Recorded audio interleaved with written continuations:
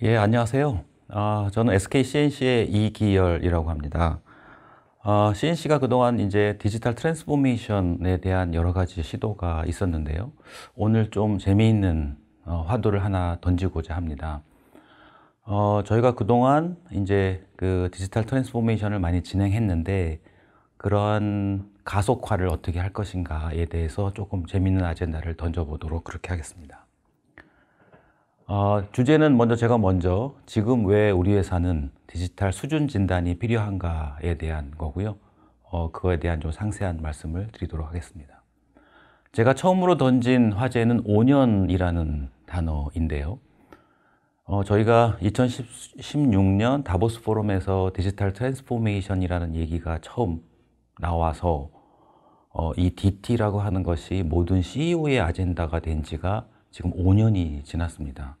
사실 5년이면 뭔가가 조금 나오기 시작해야 하는 단계라고 보여지는데요. 실제로 우리가 지금 뭔가를 만들어내고 있는지에 대한 부분은 좀 궁금한 점이 있다고 할 수 있을 것 같습니다. 근데 확실한 거는 기업의 가치는 분명 명암이 갈리고 있다고 생각이 됩니다. 디지털 트랜스포메이션을 베이스로 한 그러한 기업의 기업 가치와 그 다음에 그렇지 않은 회사, 뭐 같은 유통이라 하더라도 같은 이커머스라 하더라도 그 뒷단에 디지털 트랜스포메이션으로 베이스가 되어 있는 회사와 그냥 앱 수준의 회사는 같은 업에 있음에도 엄청나게 다른 기업의 가치를 보여주고 있는 이 명암은 우리가 최근에 여러 가지 케이스에서 보고 있다고 할 수 있을 것 같습니다. 물론 뭐 저희들이 던지는 이 아젠다는 동의를 하실 수도 있고 동의를 하지 않으실 수도 있지만 몇 가지 드러나고 있는 어떠한 사례에 의해서 저희는 이게 매우 유의미한 아젠다가 아닌가 생각이 됩니다. 선도 기업들과 그렇지 않은 기업들, 디지털 트랜스포메이션으로 베이스가 돼 있는 회사와 그렇지 않은 회사들, 지난 5년 동안 뭔가를 실행한 회사와 그냥 지켜보고만 있었던 회사들, 또는 하는 것도 아니고 하지 않는 것도 아닌 애매한 상태를 유지하고 있는 회사들, 그냥 디지털 트랜스포메이션을 마케팅의 용도로만 쓰고 있는 회사들, 여러 가지의 이제 부류가 있을 텐데요. 그 회사들로부터 명암이 갈리고 있다는 것은 한 3가지 정도의 지표가 지금 장표에도 보여지지만 있을 것 같습니다. 예를 들어서 뭐 R&D 비용이 증가하고 있다든지 또는 뭐 매출이나 이익이 증가하고 있다든지 라는 게 있지만 사실 저거는 정확하게 계산하기도 영향에 의해서 쉽지 않을 뿐만 아니라 또 여러 가지 다른 변수들이 작용할 수 있는 영역이긴 한데요. 확실하게 저희가 나타낼 수 있는 부분은 기업 가치 부분인 것 같아요. 아까 말했듯이 같은 이커머스 기업인데도 글로벌에서 엄청난 기업 가치를 인정받는 회사가 있는가 하면 그 기업 가치가 똑같은 업에서도 전혀 인정받지 못하는 회사의 명암은 지금 분명히 특히 작년 말에서 올해 오면서 갈리고 있다고 보여집니다. 근데 저희가 오늘 이 디지털 트랜스포메이션을 가속화하기 위해서 사실은 해야 하는 굉장히 많은 일들이 있는데요. 저는 CEO의 포커스를 좀 하고자 합니다.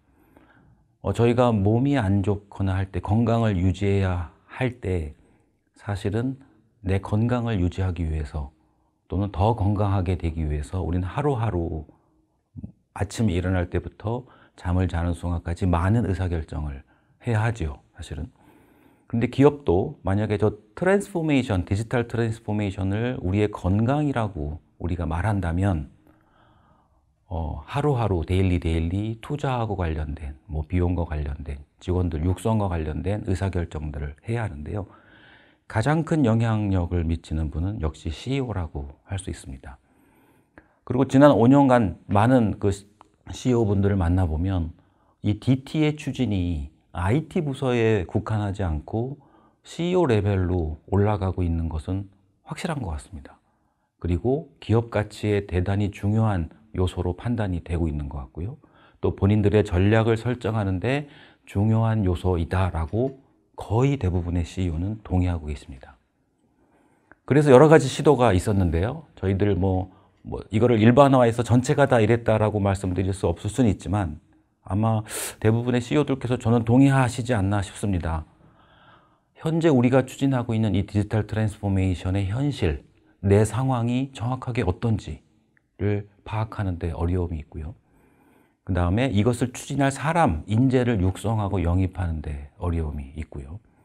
그 다음에 뭔가 지금 하고 있는 이것이 내가 그냥 마케팅 홍보용에 국한한 것인지 진짜 성과를 한번 내보자고 하는 것인지에 대한 방향성과 속도라는 측면에서 적정한지를 잘 모르겠다. 그러다 보니 이런저런 시도를 파편적으로 많이 하고 있는 상태가 아닐까요? 그렇게 생각이 좀 됩니다. 그래서 지금 어떤 단계에 있냐면 불안감이죠. 지금 하고 있는 일이 명암이 갈리기 시작했는데 내가 지금 하고 있는 것에 명암에 갈리는 쪽에 나는 위쪽으로 갈 것인지 아래쪽으로 갈 것인지가 2, 3년 안에 판가름이 될 텐데요. 그때 나는 어느 쪽으로 갈 것인가를 확신할 수 있는가라고 하는 분에 대한 불안감이 존재하는 거죠. 그래서 많은 일을 했던 것들이 부분적인 그런 디지털 프로젝트들을 했고요. 그 다음에 외부에서 인재들을 영입을 했죠. 뭐 한 가지 예로 인재 영입만 해도 보면요. 사실은 인재 영입을 하면 대부분의 CEO들은 그 인재가 알아서 해줄 것이다 라고 생각할 가능성이 높습니다. 근데 그런 분들 가서 이렇게 뭐 인터뷰하는 것도 많이 봤지만 실제로 일하고 있는 내막을 들여다보면 대부분 외부에서 들어온 인재들이 이 일을 다 통합적으로 할 만한 인재는 사실은 없습니다. 기술력이 좀 뭐 부족하고 사업 능력이 좋다든지 사업 능력이 좋은데 특정 기술에 대한 이해도가 낮다든지 이렇게 좀 부분적인 인재일 가능성이 매우 높거든요. 그 얘기는 뭐냐면 CEO가 외부에서 영입된 인재들이 지속적으로 회사 내에서 시너지를 낼 수 있도록 영양분을 계속 공급해 주어야 그분이 그 역량, 본인이 갖고 있는 역량과 베이스를 기반으로 회사에서 시너지를 낼 수 있는데 그렇지 않은 것 같습니다. 왕따들이 많고요. 그다음에 독립적으로 일을 해야 하는 경우가 많고요. 진짜 일을 잘하는지 못하는지 모니터링의 대상이 되는 경우가 많아서 조직 내에서 이게 서로 융합이 돼서 시너지를 내는 그런 일들은 매우 부족합니다. 그러다 보니 실질적인 성과가 뭐가 있느냐라는 챌린지를 받게 되고 실질적인 성과가 나는 것에 미흡한 점이 있고 그것은 결국 CEO의 불안감으로 이어지지 않나 생각이 됩니다. 그래서 오늘 저희들이 뭐 짧은 시간, 1시간 안에 말씀을 드리려고 하는 이 수준 진단 프로그램을 그래서 만들었습니다. 이 디지털 트랜스포메이션을 가속화하는 5년이나 지났는데 그리고 좀 준비도 했는데 이것이 비즈니스 성과로 이어지게 하기 위해서 가장 키퍼슨은 CEO다. 근데 이 CEO님들이 기술에 대한 이해도 좀 더 개선이 필요하고 그 다음에 우리 현재 상태에 대한 이해도 포괄적이지 않고 라는 이러한 부분들을 조금 높여서 직접 자동차의 뒷자리에 앉아 계신 분들이 아니라 직접 디지털 트랜스포메이션을 운전해서 갈 수 있는 분들로 만들어 드리자라는 게 이 프로그램의 취지입니다. 그래서 3가지로 이제 만들었는데요. 하나는 대단히 객관적이어야 된다. 이런 얘기를 이제 가서 하면 CEO님들께서 뭐라고 얘기하시냐면 우리는 컨설팅을 많이 받아서 의견 많이 받아봤는데 뭐 그거랑 뭐가 벗어날 수 있을까요? 라고 이제 이야기를 하시죠. 근데 사실은 저희가 만든 요번에 이 진단 프로그램은 어떤 컨설턴트가 해도 비슷한 결과가 나오게 만들 수 있도록 아주 객관적으로 만들었습니다. 그래서 묻는 질문에 충실하게 답을 해 나가면 어느새 내가 어떤 상태인지 마치 건강검진을 받듯이 라고 하는 객관적인 부분이 주요 포인트고요. 또 하나는 사실 요즘에 디지털 트랜스포메이션은 데이터, AI, 그 다음에 뭐 블록체인, 데이터 웨어하우스 이런 것들이 그다음에 뭐 디지털 워크플레이스, IoT 이런 것들이 사실은 다 연동되어 있거든요. 그래서 기술에 대해서 우리가 뭐 문화적인 이야기, 프로세스, 조직의 얘기는 여기서는 좀 빼고요. 기술 그 자체, 코어 기술 그 자체를 얼마나 종합적으로 다룰 수 있느냐라고 하는 부분들에 좀 중점을 두었습니다. CEO님들은 문화라든지 프로세스라든지 이런 부분들은 굉장히 익숙하고 잘 아시거든요. 근데 기술의 이해도가 떨어지는 부분들이 중요한데 이 트랜스포메이션, 디지털 트랜스포메이션은 CEO가 기술에 대한 이해가 필요합니다. 지금 성과를 내고 있는 대부분의 디지털 네이티브 기업들은 CEO들이 디지털 네이티브인 분들이 많습니다. 그래서 기술에 대한 종합적인 접근을 한 거고요. 마지막으로는 매우 정량적으로 해서 인덱스화 해갖고 인식하기 쉽게 만들자라는 것이 이 프로그램의 특징입니다. 그런데 그렇게 점수가 나왔다 하더라도 내가 어디에 포지션되어 있는지에 대한 로케이션을 파악하는 방법이 있어야 되거든요. 그걸 저희는 두 가지로 어프로치를 했습니다. 내가 벤치마킹하고 싶은 이 업계에서 디지털 트랜스포메이션에 그래도 성공했다라는 케이스를 만들 수 있는 회사하고의 인덱스 비교를 해드리겠다라는 거고요. 그 다음에 회사마다 경영 전략은 다를 수 있습니다. 같은 이커머스라 하더라도 이커머스 회사에서의 경영 전략은 다를 수 있습니다. 다른데 디지털 트랜스포메이션의 역량이나 준비가 똑같거나 우선순위가 꼭 같아야 하지 않을 수 있습니다. 그래서 저희들이 본 것은 에즈이즈는 분석하되 이 에즈이즈 인덱스가 선도기업과의 차이, 그 다음에 본인 회사의 경영 전략과의 차이의 갭을 보여드리게 됩니다. 그래서 예를 들어서 선도기업과의 차이는 많이 나는데 우리 경영 전략하고의 차이가 얼마 없다 그러면 우리 경영 전략이 혹시 잘못된 것은 아닌지, 또 우리 경영 전략은 막 넘는데 선도기업과의 차이가 얼마 없다라고 하면 우리의 분야가 적정한지 뭐 이런 것들을 좀 교차 분석할 수 있도록 만들었습니다. 그래서 아까 말씀드린 종합적으로 이 프로그램은 DT 기술의 ABCD, AI, 블록체인, 클라우드, 데이터, 디지털 워크플레이스, IoT 이 5가지의 영역을 망라했고요. 그 다음에 이 진단 프로그램의 특징은 자가 진단 방식입니다. 저희가 자가 진단할 수 있는 시트를 드리면 스스로 판단해서 체크를 하실 수 있고요. 근데 하는 과정에서 저희 CNC나 커니 컨설턴트의 전문가 도움이 아마 들어가게 될 겁니다. 기술만 보면 CNC 자체로도 할 수 있는데 커니하고 같이 이 일을 한 이유는 일하는 방식의 체계를 좀 방법론화하고, 그 다음에 이거는 CEO 아젠다이기 때문에 CEO하고 쉽게 커뮤니케이션 할 수 있는 부분, 경영과 연동할 수 있는 부분들에 대해서 CNC하고 커니가 협업해서 코칭을 해드리게 될 겁니다. 그리고 거기서 나온 것들을 경쟁사와 본인들의 경영 전략과 비교하는 그런 프로그램으로 되겠습니다. 그래서 제가 이제 10분 동안 그 소개를 드렸는데요. 종합해서 말씀드리면 지금의 디지털 트랜스포메이션이 5년이나 지났는데 추진이 잘 가속화되지 않는다면 그 이유는 아마도 CEO의 영향이 크다라는 것이고요. 그래서 CEO가 이 일을 잘 드라이브해 갈 수 있도록 공부를 하고 현황을 좀 종합적, 정량적으로 파악할 것이 필요하다.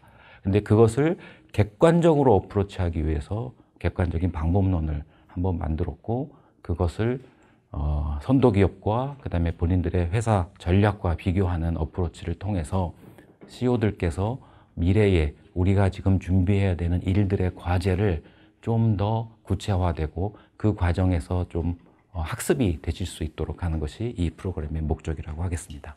그러면 이제 세부적인 프로그램에 대해서는 이것을 개발한 커니와 저희 컨설팅 팀장께서 좀 더 자세하게 말씀을 드리도록 하겠습니다.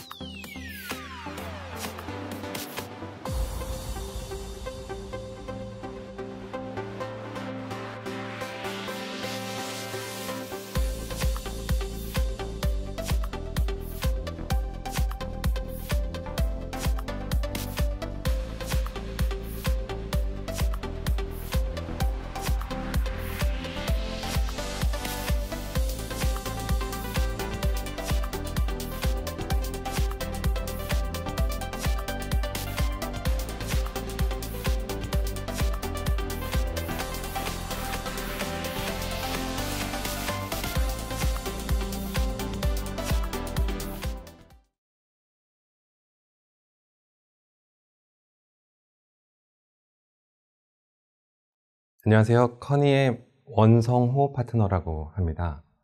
방금 2개월 총괄님이 소개해 주신 것처럼 CNC와 커니가 함께 디지털 닥터 방법론, DT 수준 진단 프로그램을 개발했고 오늘 공동 개발사의 자격으로 이 자리에 섰습니다. DT 수준 진단 프로그램에 대한 실무적인 내용을 하나하나씩 좀 설명드려 보도록 하겠습니다.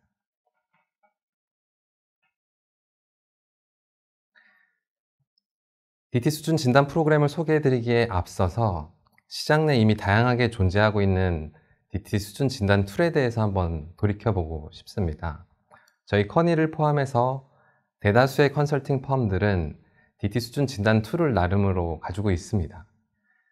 각각의 쓰임이 있고 훌륭한 툴들이죠. 근데 실제로 저희가 현장에 나가서 각 고객사분들의 경영진 그리고 실무진 분들을 만나보면 사실은 진단 툴에 대한 그 갈증들이 많이 좀 파악이 되더라고요. 그래서 그 파악된 갈증을 한 3가지 정도로 요약을 해봤습니다. 첫 번째는 진단 영역 및 기준과 관련된 내용인데요.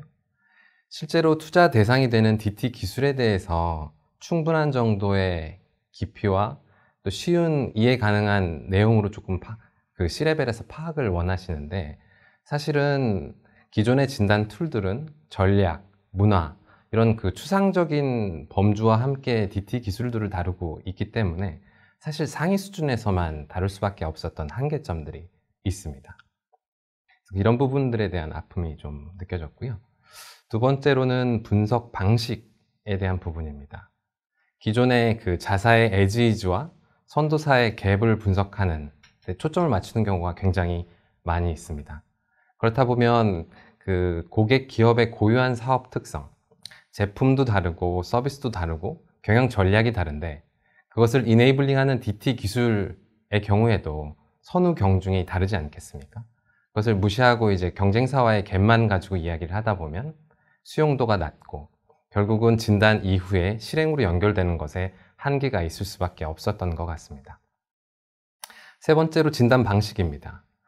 아무래도 외부 전문가가 주도로 진단을 하다 보니까 고객사의 업무에 대한 어떤 충분한 이해를 했느냐에 대한 챌린지, 또 원A 방식으로의 진단이 가져오는 진단 결과에 대한 어떤 공감대에 있어서의 어떤 미흡함, 이런 것들이 여러 가지 문제점들로 좀 느껴졌습니다. 그래서 이번에 디지털 닥터 방법론 DT 수준 진단 프로그램은 이러한 것들을 조금 개선해 보고자 하는 취지에서 출발했다라고 이해해 주시면 좋을 것 같습니다. 먼저 진단 영역 및 기준에 대해서 말씀드려 보면요. 이번에는 전략, 문화 같은 추상적인 영역은 일단 제외를 하고 DT의 핵심 기술이라 할 수 있는 AI, 클라우드, 빅데이터, 블록체인, 디지털 워크플레이스, 그리고 IoT라는 이제 DT 기술 전체적인 그 관점에서 구축, 활용, 관리라는 그 심층적인 측면들을 들여다보는 것을 목표로 진단 영역을 구성을 해봤습니다. 그래서 전체적으로는 6대 DT 기술 아래 24개 영역을 들여다보는 그런 구조를 가지고 설계가 되었습니다.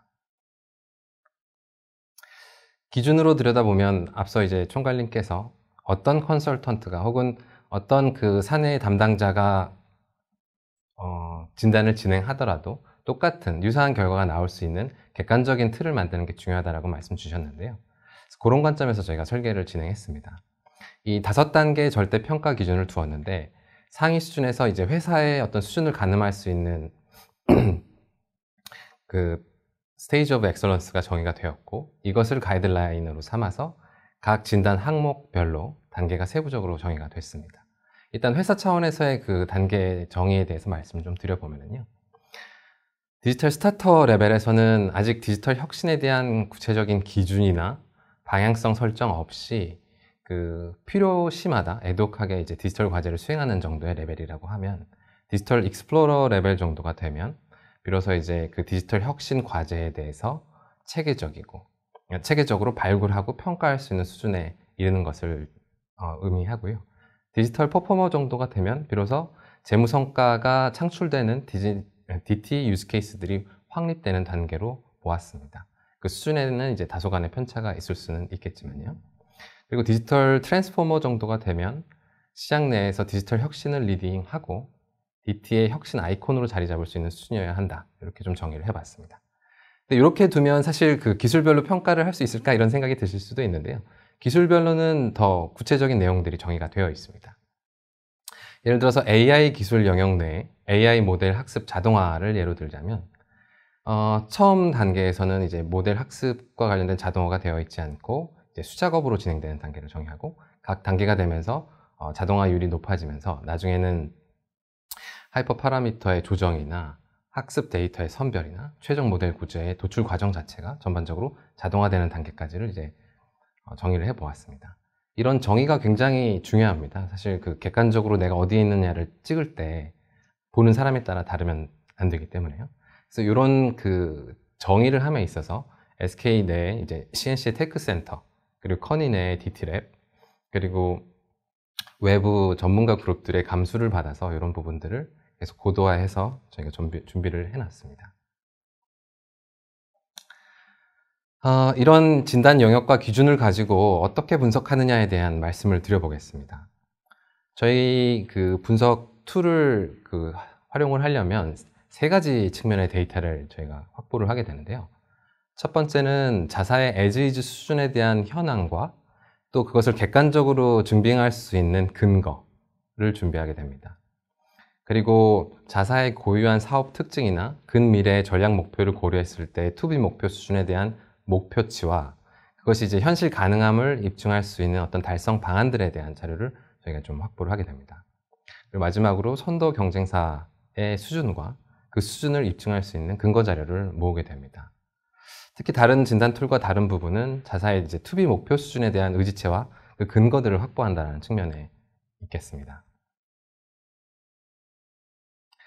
그래서 이렇게 그 자료들을 확보하고 나면 사실 하고 싶은 부분은 무엇이냐면 as-is와 선도 경쟁사와의 갭, 그리고 또 자가 설정한 DT 수준 향상 목표치 간의 갭, 이 두 가지를 좀 비교하는 작업을 하게 됩니다. 그래서 우리 고객사가 설정한 목표들이 어떤 경우에는 선도 경쟁사와의 갭 대비 적을 수도 있고 같을 수도 있고 오히려 이를 뛰어넘는 수준일 때도 있는 것 같습니다. 그래서 이러한 양태를 어떤 분석의 기틀로 잡아서 저희가 개선의 키워드들을 던지는 구조입니다. 그래서 좌측에 이제 틀을 봐주시면은요, 가로축에 DT 수준 상향 목표, 이게 as-is와 to be 목표의 갭을 의미하는 것이고요. 세로축은 선도 경쟁사 대비 갭. 그래서 이 두 가지를 종합해보면 어떤 아이디어들이 나오냐면, 선도사와의 갭은 크지만 우리 내부적으로 이미 그 단기간 내의 것들을 따라잡을 목표들이 구체화되어 있고 것들을 충분히 근거로서 납득하게 설득할 수 있다라고 하면 이것은 액트 나우로 분류를 하고 전사적으로 리소스를 지원해줘도 좋은 영역으로 저희가 분류해서 제언을 드리게 됩니다. 그리고 기술별로 경쟁사 대비 갭은 큰데 우리 내부적으로는 DT 상향 목표가 크지 않은 경우, 이 경우에는 저희가 이제 경쟁사의 수준에 대한 as-is 근거 자료들을 검토를 해봤을 때 이게 업의 트렌드 관점에서 선도사가 먼저 선구안을 가지고 반영을 한 것인지 아니면 경영 전략의 차이로 인해서 경쟁사만 이제 높은 수준으로 가져가고 있는지를 판단하게 됩니다. 그래서 만약에 업의 트렌드를 선반영한 것으로 판단이 되면 이제 고객사에도 이 고를 상향 조정할 것에 대한 제언을 드리게 됩니다. 그리고 프로그레스 체크라고 되어 있는 부분은 선도사 경쟁사와의 갭이 적거나 오히려 우리가 앞서 있는 경우인데 그 갭을 훨씬 뛰어넘는 수준으로 우리가 목표치를 잡고 있을 경우를 의미합니다. 이 경우에는 두 가지로 해석이 될 수가 있는데 우리의 차별적인 경영 전략을 위해서 DT 기술들을 이제 차이를 만들어내는 이네이블러로 사용하는 것일 가능성이 높고, 또 한편으로는 자칫 기술의 맥시마이즈라는 오류에 빠져서 오버 인베스트먼트를 하는 가능성도 있습니다. 그래서 제출되어 있는 근거들을 들여다보면서 이것에 대한 가르마를 타고 제언을 드리게 되는 것이죠. 그리고 선도사와 갭도 적고 저희의 DT 수준에 대한 상향 목표도 적정 수준에 있는 경우에는 이제 온트랙 레벨로 보고 이제 모니터링, 관리해야 되는 대상으로 저희가 분류해서 안내를 드리게 됩니다. 이렇게 이런 분류 기준을 가지고 저희가 분석을 하고 나면 어떤 산출물들이 나오느냐에 대한 예시 그림들입니다. 저희가 어떤 기업을 대상으로 여러 사업부를 진단할 수도 있고 어떤 그룹사를 대상으로 관계사들을 진단할 수도 있는데 그 가장 작은 단위별로 이제 사별 리포트가 준비가 되게 됩니다. 그래서 as is 수준과 to be 수준, 그리고 경쟁사의 수준, 그리고 그 갭들, 그리고 그 갭들로부터 판단되는 기술 영역별 그 4가지 키워드에 의한 개선 의견, 이런 것들이 이제 주요 리포트에 담기게 되고요. 그리고 그 선도 경쟁사들이 앞서 있는 경우에는 어떤 이유로, 어떤 근거를 가지고 이렇게 볼 수 있었는지를 저희가 요약해서 드리고요. 거기서 차가 난 개선 방향성에 대해서도 저희가 제시를 해드리게 됩니다. 마지막으로 진행 방식에 대해서 몇 말씀 드리려고 합니다. 앞서도 말씀드렸지만 그 DT 수준 진단 프로그램은 기본적으로 자가 진단 베이스입니다. 고객사의 그 작성 담당자분들을 이제 복수로 좀 지정하시게 되는데요. DT 기술의 현황과 목표를 잘 아시는 분들, 혹은 이제 사업부 단위로 진단이 이루어진다라고 하면 사업부의 담당자분들이 참여하시게 되고요.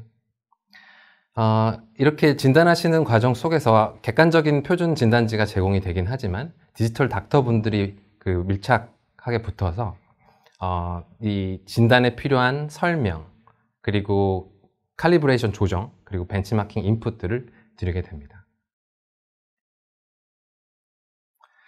실무적으로는 이 모든 과정이 온라인으로 인터랙티브하게 진행이 됩니다. 그래서 작성자분들이 작성하시는 동안 그래서 이제 작업의 충실도나 작성된 내용과 그 점수, 근거의 이제 적정성에 대해서 계속 검증하고 챌린지하고 조정하고 합리화시키는 과정들을 거치게 되고요. 그래서 이제 비로소 고객사와 그리고 저희 CNC와 커니가 다 합리적으로 이 부분은 잘 정리가 됐다라고 만족이 됐을 때 이제 보고서화 되는 거라고 이해해 주시면 될 것 같습니다. 여기까지 이제 실무적인 관점에서 말씀을 드렸는데요. 그럼 이런 진단 프로그램이 실제로 워킹하는 거야? 라는 질문을 주실 수가 있습니다. 그래서 그 부분에 대해서 SK그룹에 적용한 사례를 우승도 리더님이 이어서 발표해 주시겠습니다.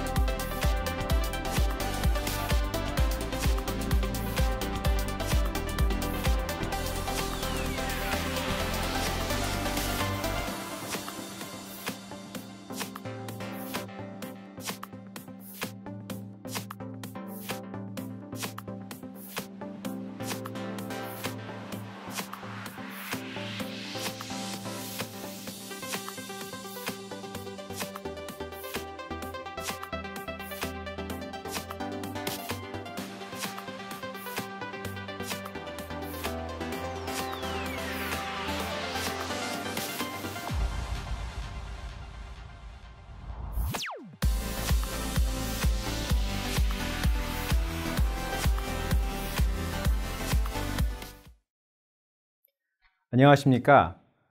SK CNC DT 컨설팅 팀의 우승도 팀장입니다. 앞에 두 세션 잘 들으셨는지요? 저희가 왜 이 DT 수준 진단 프로그램을 만들었고 또 이 DT 수준 진단 프로그램이 어떻게 구성되어 있는지 앞에 두 세션을 통해서 설명을 드렸습니다. 다소 좀 딱딱한 내용이고 처음 들으시는 입장에서는 이해가 좀 어려우실 부분이 있는데요.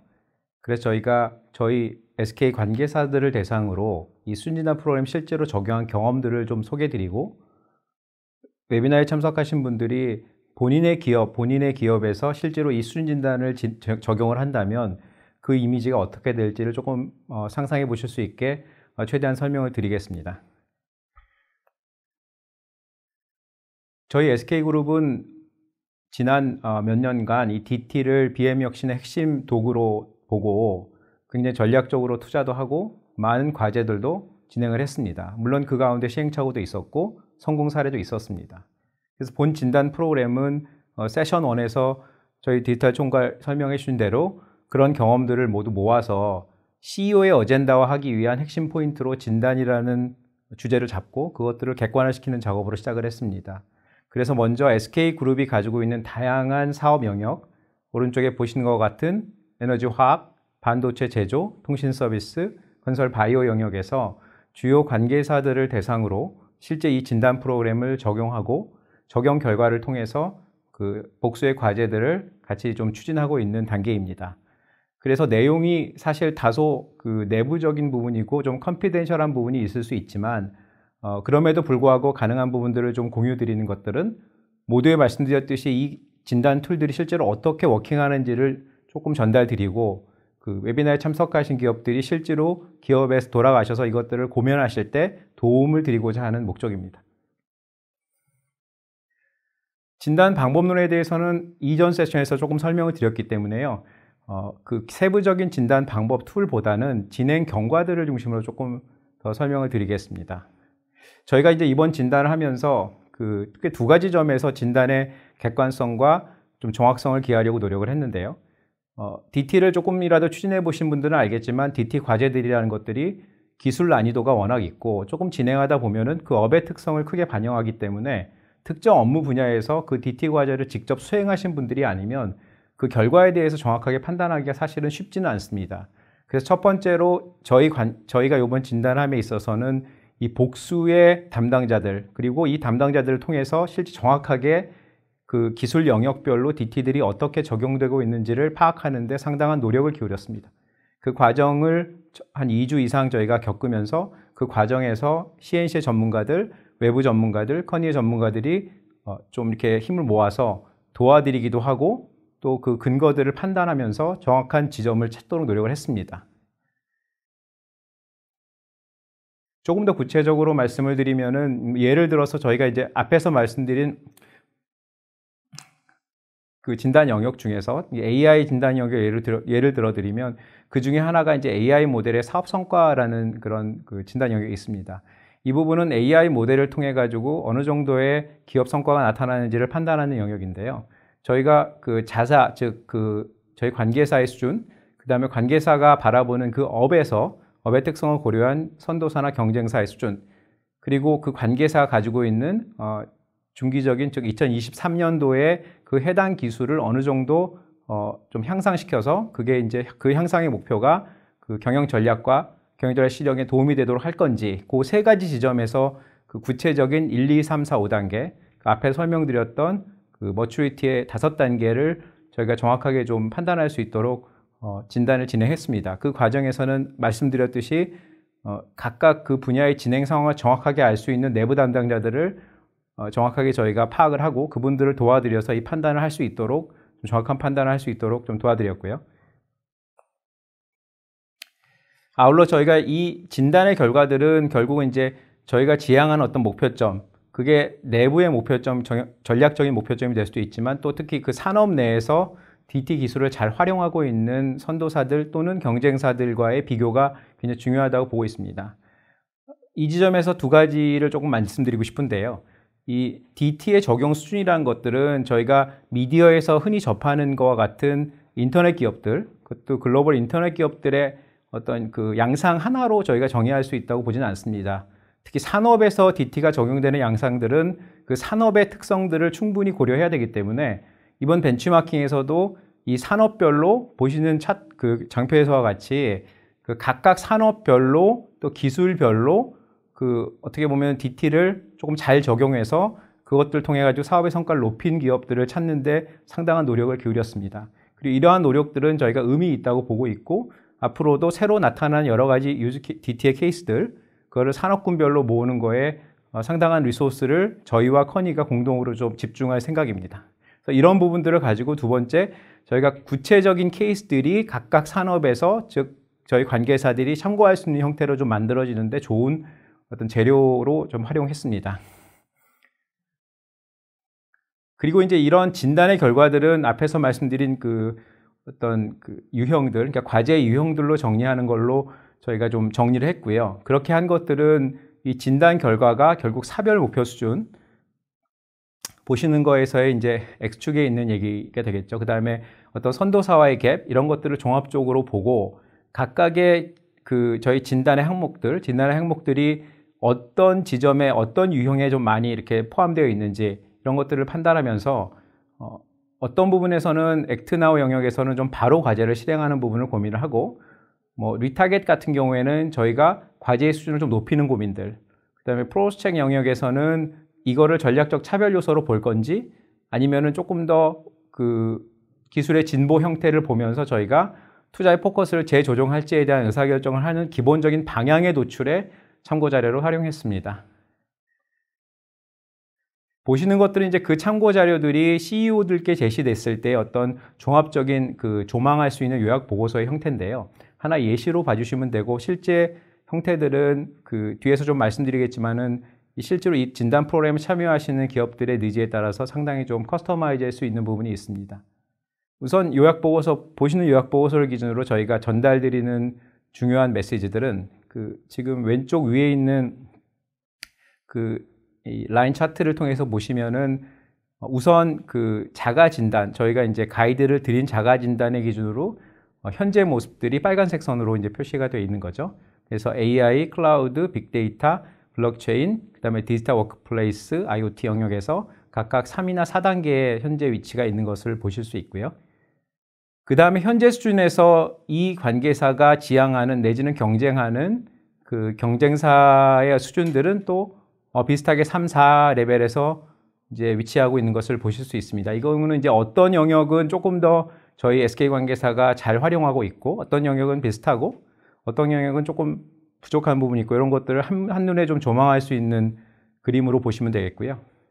그 다음에 이제 아래쪽에 있는 영역별, 앞에 설명드렸던 선도사의 갭과 또 자기 목표와의 갭을 놓고 구분했던 과제 영역들, 액트나우 영역들, 리타게팅 영역들, 그 다음에 프로그레스 체크 영역들, 이런 영역들의 어떤 과제들이 실제로 위치하고 있는지를 기회 영역, 과제 영역 측면에서 저희가 이제 정리를 해 드립니다. 그래서 이런 부분들은 객관적인 진단의 결과가 구체적인 실행 가능한 어떤 기술의 개선, 고도화, 이런 과제하고 직접적으로 연결할 수 있게 사용되는 부분이라고 좀 말씀드릴 수 있겠습니다.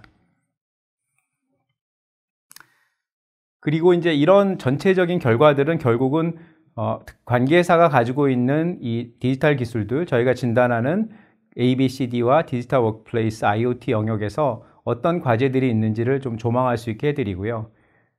이 부분에서 이제 한 가지 강조드릴 부분은 저희가 세션 1에서 근본 진단의 어떤 결과를 해석하는 방식이 진단의 결과가 지금 종합적으로 기술의 측면에서 좀 종합적으로 저희가 제시가 된다는 것을 말씀드렸는데요.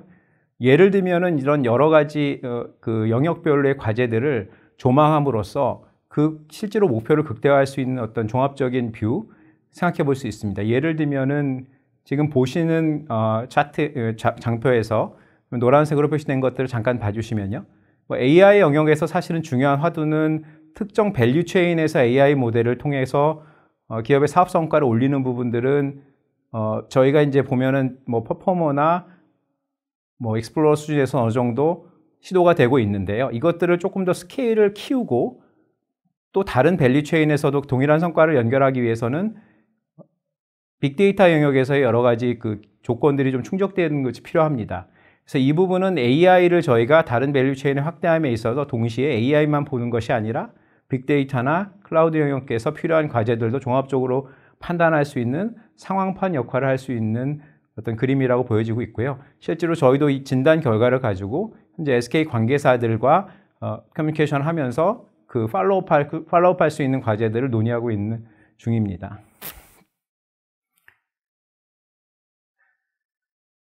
예, 그래서 이제 지금까지 저희 간단하게, 좀 간단하지만 나름 좀 내부적인 내용도 포함해서 저희가 진단 프로그램을 어떻게 SK 주요 관계사에 적용했고, 그 결과들을 지금 현재 과제를 만드는 과정에서 어떻게 활용하고 있고 하는 부분들을 설명드렸습니다. 마지막으로 저희가 이제 이 내용들은 사실은 SK 관계사들을 중심으로 먼저 진행을 했지만, 저희 SK CNC와 커니는 이 프로그램을 가지고 SK 관계사뿐만 아니라 외부의 다양한 기업 고객들이 DT를 조금 더 효과적으로 수행할 수 있고, CEO가 운전석에 앉아서 직접 기술에 대한 높은 이해도를 가지고 운전석에 앉아 실제로 DT를 좀 끌어나갈 수 있는 그런 데 도움을 드리고자 하는 프로그램화 시켜가지고 좀 확대해서 제공할 계획이고요.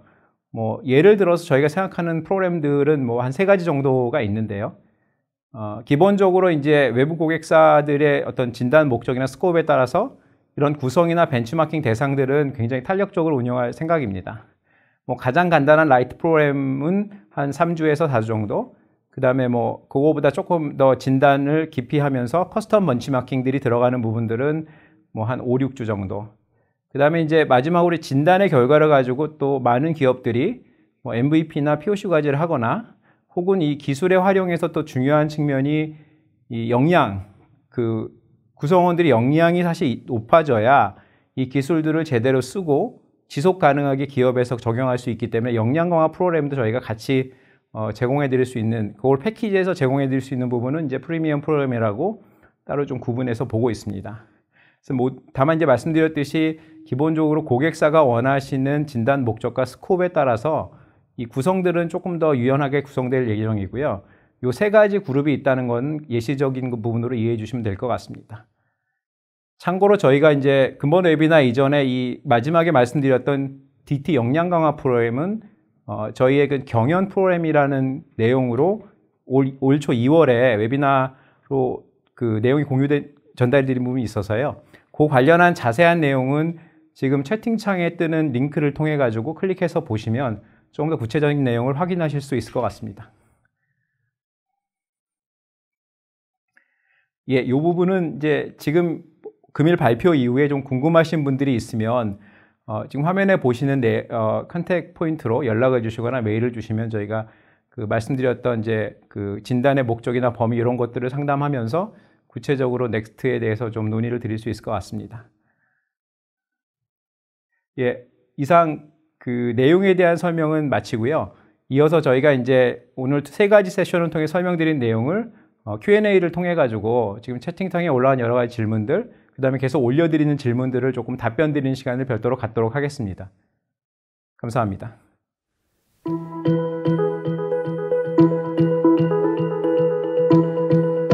멀티버스는 산업과 고객 현장의 다양한 클라우드 요건을 수용하는 오픈 플랫폼이라는 장점이 있습니다. 멀티버스는 구글 클라우드, MS 애저, AWS 등 멀티 클라우드 환경에 탑재되어 있는데요. 추가로 이번 4월에는 네이버 클라우드와 멀티버스 앤 유로 클라우드라는 업무 협약을 체결하여 국내의 높은 보안 요구를 수용하고 공공과 금융사업 현장 곳곳에서 기존 시스템과 연계한 하이브리드형 고객 맞춤 디지털 서비스를 선보일 계획입니다.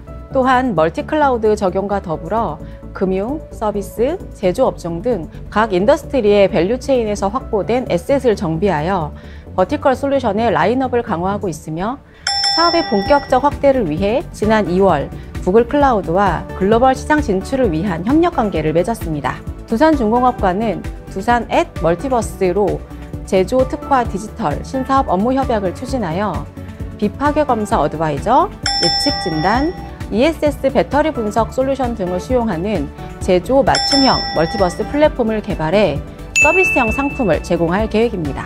이를 통해 두산과 SK의 글로벌 현장을 비롯한 엔터프라이즈 고객에게 디지털 혁신이 가능하게 하려고 합니다.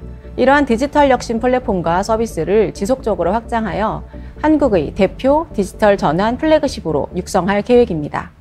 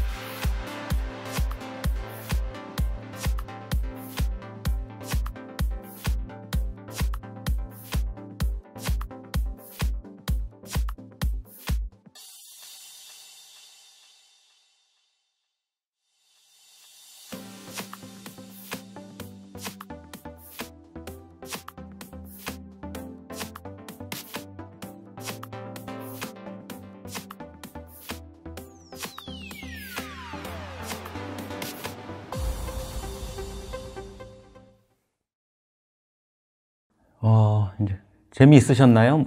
재미있으셨는지 모르겠습니다. 하여튼 뭐 재미로 만든 건 아니지만 저희가 지난 하여튼 몇 년 동안 하면서 이렇게 느꼈던 그런 부분들을 조금 전달을 해드리려고 노력을 했고, 이거를 좀 프로그램화 해보고, 사실은 디지털 트랜스포메이션이 국가 전략 과제이기도 하잖아요. 우리의 미래, 국가의 미래이기도 한데, 이 부분에 대해서 이 업에 있는 사람들이 좀 공동으로 한번 좀 기여를 해보자라는 이런 차원도 좀 있습니다.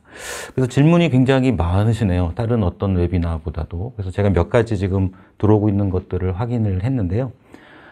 그것들에 대해서 좀 한 15분 정도 Q&A를 하고, 또 흥미있는 질문이 들어오면 좀 답변 드리고 그렇게 하도록 하겠습니다. 첫 번째 질문은 이게 업에 따라서 조금 다를 수도 있을 것 같은데, 이게 업의 특성이 좀 반영되는 그러한 컨설팅 방법론이냐라는 질문이 있었습니다. 그래서 요거는 우리 커니에서 좀 답변을 해주시는 걸로 하겠습니다. 예. 일단 두 가지로 말씀드려야 될 것 같습니다. 이번에 개발된 진단 설문지는 표준형 설문지로서 SK 17개 관계사에 공통 적용될 수 있는 형태로 개발이 됐습니다. 그래서 업종 무관하게 쓸 수 있는 형태로 구성이 되어 있고요. 다만 그 세 번째 세션에서 우승도 팀장님이 말씀해 주신 것처럼 그 업종별 사별 그 니즈에 따라서 조금 더 이제 그 다양한 기술 영역을 볼 수도 있고, 또 현재 기술 영역에서 더 깊이 볼 수도 있고, 그 업종의 그 니즈 그리고 고객사의 니즈에 따라서 커스터마이징 진행이 가능합니다. 예. 또 박기웅님께서 하신 질문인데요. 이게 공공에서도 진단이 가능하냐? 당연히 가능합니다. 이건 인더스트리의 구분이 없고요. 물론 공공을 저희가 미리 해본 사례가 있지는 않지만 충분히 저희는 가능할 거라고 생각하고 있습니다. 또 노숙희님께서 하신 질문이신데요. 자가진단의 경우 이게 평가가 객관화될 수 있겠냐, 스스로 판단하는데 라고 하는 부분에 대한 질문을 주셨는데요. 이거는 저희 팀장님께서 좀 답변을 드리도록 하겠습니다. 예, 대단히 좋은 질문이신 것 같고요. 한 두 가지 정도로 좀 답변을 드릴 수 있을 것 같습니다. 자가진단을 한 부분들은 사실은 저희가 고민을 초반에 많이 했습니다. 근데 이 자가진단을 통한 객관화라는 것들이 일견 상충되는 것으로 보이지만요. 사실은 자가진단을 하면서 앞에서 말씀드렸듯이 그 근거들, 자가진단의 근거들을 충분히 제시하도록 저희가 전문가들의 어떤 그 가이드와 인사이트를 받아서 분야별로 그것들을 최대한 확인해서 객관화를 시켰고, 실제로 저희 그 SK 관계사 진단할 때는 그 과정에서 상당 부분 그 진단 결과들이 조정이 됐습니다. 두 번째는 그 객관화의 측면에서 볼 때는 아까 기준에서 가능한 한 객관적으로 판단할 수 있는 지표들, 예를 들면은 데이터를 수작업으로 모으냐, 그 다음에 밸류체인에서 일반적으로 산업에 적용되는 조금 일반적으로 먼저 하는 영역들, 예를 들면 품질에 대한 AI 적용, 이런 것들 이외에 더 확장된 것들이 있느냐, 이런 것들을 또 역시 전문가들의 여러 그 견해를 통해 가지고 확인하는 과정들을 진행했습니다. 저도 좀 첨언드리면, 저는 자꾸 이거를 이제 건강검진에 비교를 하는데요. 저희가 건강검진을 할 때 사람에 따라서 건강검진의 기준이 다르냐는 아니죠. 근데 그걸 해석하는 방법 또는 조금 더 우선순위가 있어야 되는 건 사람에 따라 좀 다를 수 있죠. 그래서 평가에 대한 원천은 같이 하고, 그 해석을 처해져 있는 상황에 따라서 경쟁사와 본인들의 경영 전략, 환경을 고려해서 하는 방식이 되기 때문에 템플릿 자체는 상당히 공통화되어 있습니다. 다만 선도 기업을 이제 벤치마킹을 하니까 그 벤치마킹 할 때 커니의 컨설턴트라든지 또는 기술력을 가진 CNC의 엔지니어들이 이제 도움을 좀 드리는 그런 방식으로 진행이 되게 되어 있습니다. 또 한 가지 질문은 이제 자가진단인 경우에, 이게 지금 저희가 자가진단에 대한 이제 질문이 많으신데요. 이거를 하는 이유는 자가진단을 해도 결과값이 비슷하게 나온다는 겁니다.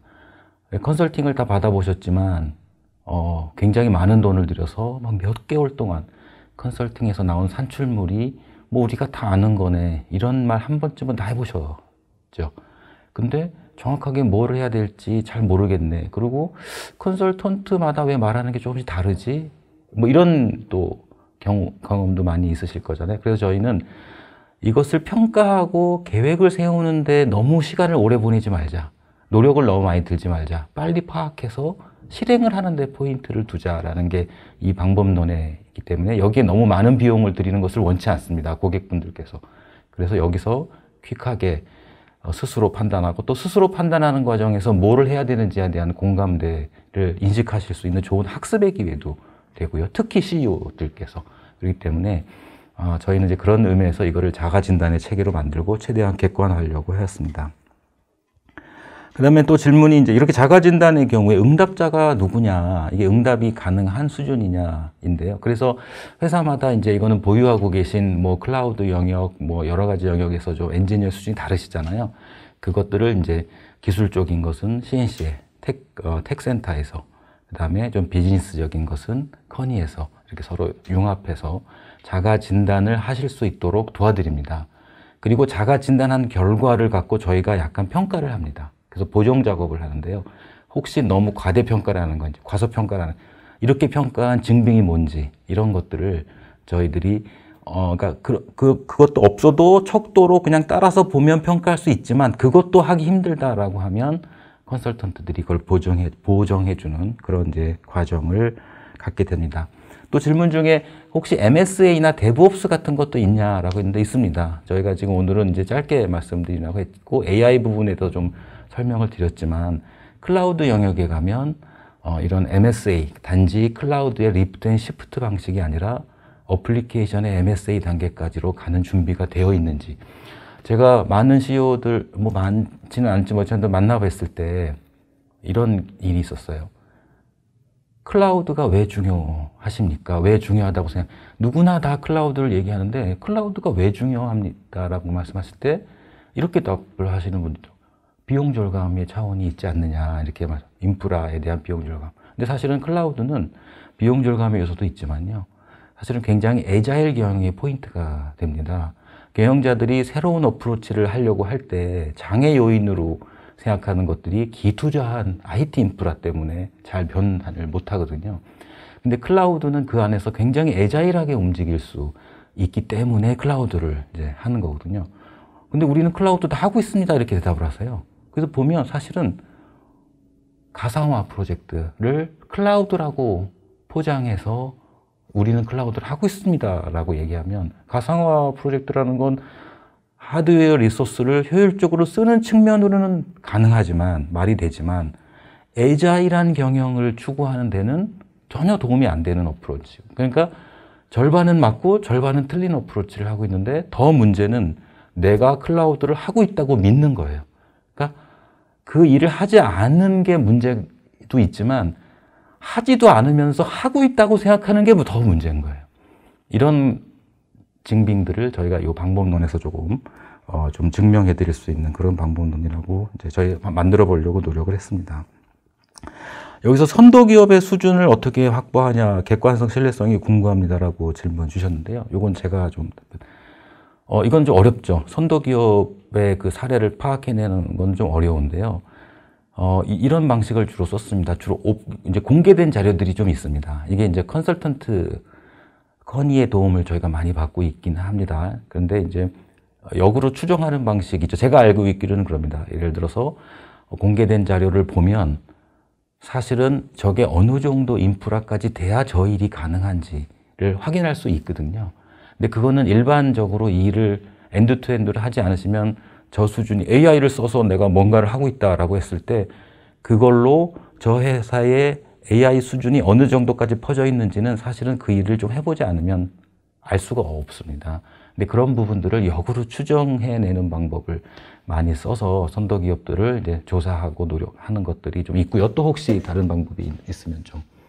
네, 저희의 경험을 업체의 비밀을 침해하지 않는 범위 내에서 저희가 이제 생각하는 기술 수준에 대한 인풋을 드리는 것도 하나가 있고, 또 그 해당 선도사들을 향해서 솔루션을 공급하는 파트너들의 인사이트를 저희가 또 활용하기도 합니다. 그래서 여러 가지 소스들을 좀 복합적으로 활용하는 편입니다. 또 질문 중에는 이제 이거 뭐 제 생각에는 아마 마지막 질문이 될 것 같은데요. 국내 사례, 해외 사례가 주로 이제 어디냐라고 질문을 주셨는데요. 가능하면 저희들이 지금 아까 저희 그룹사에 적용했던 사례도 좀 해외 사례 중심으로 보고 있습니다. 그래서 해외에서 많이 오픈된 자료들을 베이스로 해서 선도 기업들하고의 비교의 대상은 주로 해외지만, 뭐 이건 진행하는 상황에 따라서 조금 그 대상 기업의 그 포인트는 좀 달라질 수 있을 거라고 생각이 됩니다. 예. 그래서 질문 주신 내용들은 대부분 뭐 이렇게 중복되는 게 많아서요. 하고 뭐 예를 들어서 일정이라든지 뭐 비용이라든지 아까 설명에도 나왔고 해서 질문은 여기까지 받고, 제가 마지막으로 이제 5분 남았으니까 마지막으로 한 말씀만 드리고 이 세미나를 이제 마무리하도록 그렇게 하겠습니다.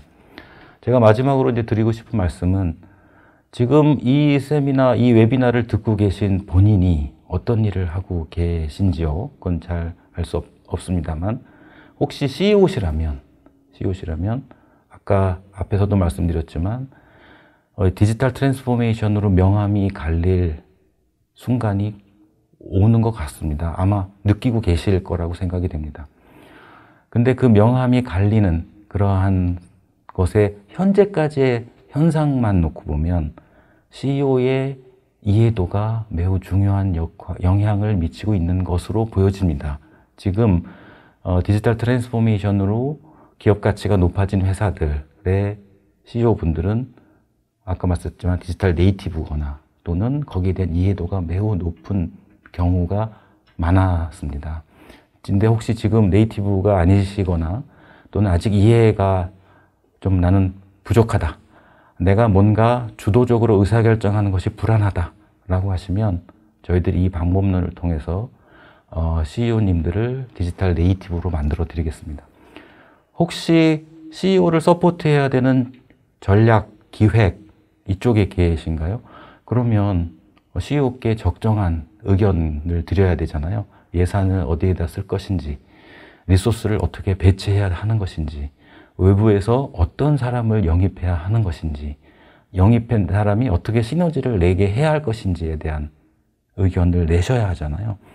근데 그것들이 너무 파편적으로 진행이 되면 성과가 나지 않는 듯 보여집니다. 그래서 만약에 그렇다면 지금의 중요한 전략적 플래닝을 하고 계신 부서에 계신 분이라면 CEO께 적절한 조언을 해드릴 수 있도록 저희가 이 방법론에서 만들어 드리겠습니다.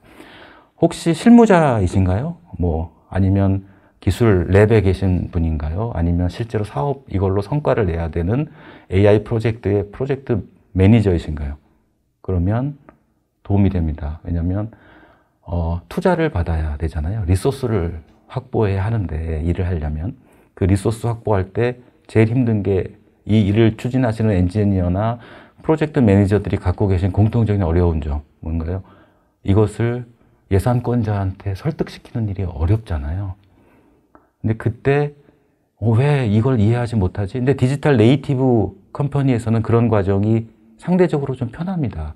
왜냐하면 그것들에 대한 이니시에이트를 하기 때문에, 결정권자가. 하지만 만약에 그렇지 않다면 결정권자가 그런 의사결정을 효율적으로 하실 수 있도록 도와드릴 수 있습니다.